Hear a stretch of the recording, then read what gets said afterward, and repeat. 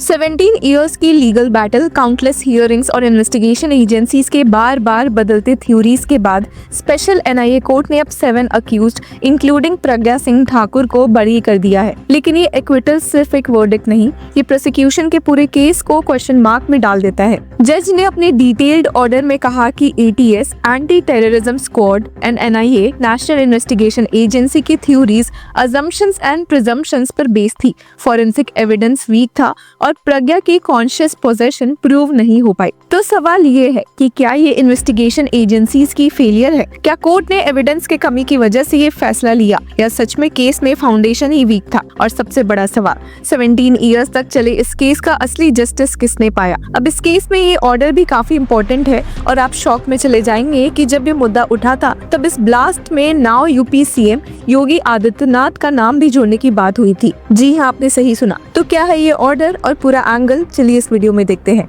अब सबसे बड़ा मुद्दा था एलएमएल फ्रीडम मोटरसाइकिल का, जिस पर अलेजेडली ब्लास्ट हुआ था। प्रोसिक्यूशन का कहना था कि ये बाइक प्रज्ञा के नाम पर रजिस्टर्ड थी, लेकिन कोर्ट ने ये रीजनिंग रिजेक्ट करते हुए कहा, the evidence clearly shows that Pragya was not having the possession of the said vehicle since after taking the sannyas. It was in the exclusive possession of absconding accused Ramji Kalsangra. जज A K. लाहौती ने ये भी observe किया कि प्रज्ञा ने तो संन्यास ले लिया था और मटेरियलिस्टिक वर्ल्ड को छोड़ दिया, इसलिए बाइक की कॉन्शियस पोजेशन उसके पास नहीं थी। और यहाँ पर एक और क्रिटिकल पॉइंट उठा। Even NIA exonerated her from all the charges. The prosecution has failed to establish either ownership or the conscious possession of alleged motorcycle by adducing the cogent and reliable evidence. Court ने कहा कि ना कोई आई witness है, ना कोई circumstantial evidence जो ये प्रूव करे कि बॉम्ब बाइक के अंदर थी। जज का कहना था कि मियर अजम्पशंस और प्रिजम्पशंस पर इतना सीरियस चार्ज प्रूव नहीं किया जा सकता। हालांकि देखा जाए तो कोर्ट ने प्रज्ञा के कुछ क्लेम्स को भी रिजेक्ट कर दिया है,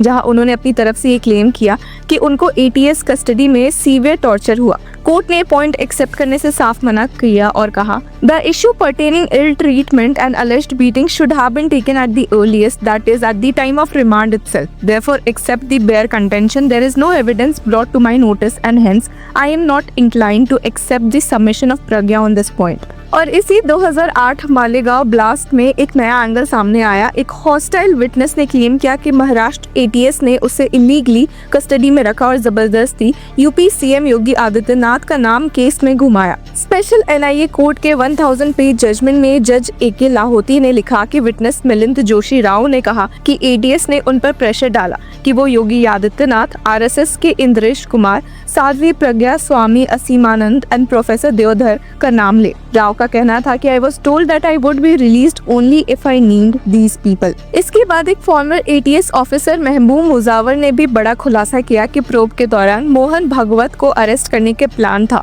ताकि केस को सैफ्रॉन टेरर का रंग दिया जा सके। उन्होंने कहा कि I was asked to conduct a fake investigation but I opposed it because of this false cases were filed against me. Court ने इन क्लेम्स को डिसमिस कर दिया, लेकिन बीजेपी पहले से ही कह रही थी कि इन्वेस्टिगेशन का मकसद राइट विंग लीडर्स को फ्रेम करके हिंदू कम्युनिटी को टारगेट करना था। और अब सवाल ये है कि क्या सच में ब्लास्ट की इन्वेस्टिगेशन को पॉलिटिकल डायरेक्शन दी गई थी या ये सिर्फ पोस्ट फैक्टो नैरेटिव था? एक और क्रूशियल पॉइंट हियरिंग के दौरान ये था कि प्रोसिक्यूशन बाइक के चासिस और इंजन नंबर कंफर्म करने में फेल हो गई। Unless and until both the chassis number and engine number are confirmed and both the numbers are tallying with the numbers provided by the manufacturer, the identification of the vehicle can not be confirmed और validated. Court ने कहा कि prosecution ने सिर्फ probabilities को certainty में convert कर दिया बिना प्रॉपर फाउंडेशन के। फॉरेंसिक एक्सपर्ट का रोल भी इस केस में अंडर स्कैनर आया। जज का कहना था कि फॉरेंसिक एक्सपर्ट ने प्रॉपर साइंटिफिक टेस्ट कंडक्ट ही नहीं की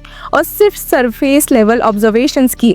in such a case mere guesswork is not enough. Neither it is expected from expert when he is specifically called on the spot to collect the articles, to assist and to guide the investigating agency by carrying out some scientific test. लेकिन जज ने ATS की working पर भी questions उठाए। Court ने note किया कि प्रज्ञा को अरेस्ट ऑफिशियली 20 अक्टूबर 2008 को दिखाया गया, लेकिन डॉक्यूमेंट्स दिखाते हैं कि 12 अक्टूबर को ही एटीएस को उनकी इन्वॉल्वमेंट का पता चला। अब ये इनकंसिस्टेंसी प्रोसिक्यूशन की केस को वीक बनाती है। कोर्ट का कहना था कि probabilities, surmises, conjecture, assumption and presumption without any foundation के बेसिस पर किसी को कन्विक्ट नहीं किया जा सकता। इसलिए prosecution conscious possession, ownership sponsorship और ब्लास्ट में प्रज्ञा के रोल को प्रूव करने में फेल हो गया। अब सवाल ये है कि क्या इस तरह के केसेस में इन्वेस्टिगेशन एजेंसीज अपना काम प्रॉपर तरीके से कर रही है, क्योंकि यहाँ कोर्ट ने बार बार ATS और NIA की थ्योरीज पर डाउट एक्सप्रेस किया है। और दूसरा सवाल, अगर प्रोसिक्यूशन इतने वीक एविडेंस के बेसिस पर केस ला रहा है